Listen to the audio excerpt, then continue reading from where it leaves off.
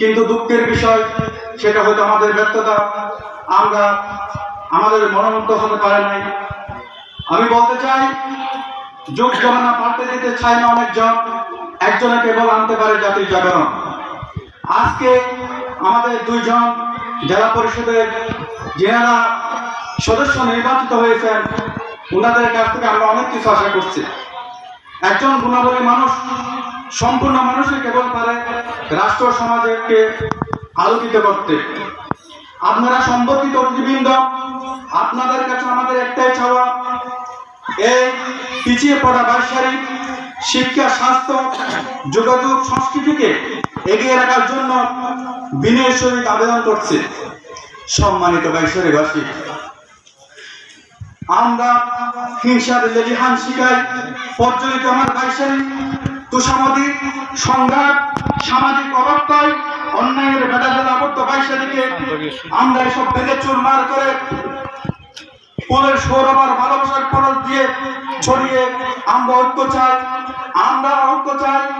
আমরা চাই শান্তি, চাই পারস্পরিক ভ্রাতৃত্ববোধ, মার্জিত সুশৃঙ্খল সুন্দর আগামীর বাইশারি। আমরা অনুপম সৌন্দর্যের ছাদরে বাইশারিকে আবদ্ধ করতে চাই। আমরা আপনাদের সুখে হাসতে চাই, আমরা আপনাদের দুঃখে কাঁদতে চাই, আমরা আপনাদের হৃদয়ে মণিকোটা স্থান চাই। কবির ভাষায় বলছি, এই করিনো পণ মোরা, এই করিনো পণ, ফুলের মতো গর্ভ মোরা, মোদের এই জীবন হাসবো মোরা সহাস্যকে, গন্ধরবে লুকিয়ে লুকিয়ে মোদের কাছে এলে সবার জুড়িয়ে যাবে মন। আমাদের যত হিংসা, আমাদের যত বিদ্বেষ, আমাদের যত ধানি, আমরা এগুলো লুকিয়ে রাখবো। আমরা ফুলের সৌরভ জেড়ে পরতে পরতে আপনাদেরকে আলিঙ্গন করে রাখবো।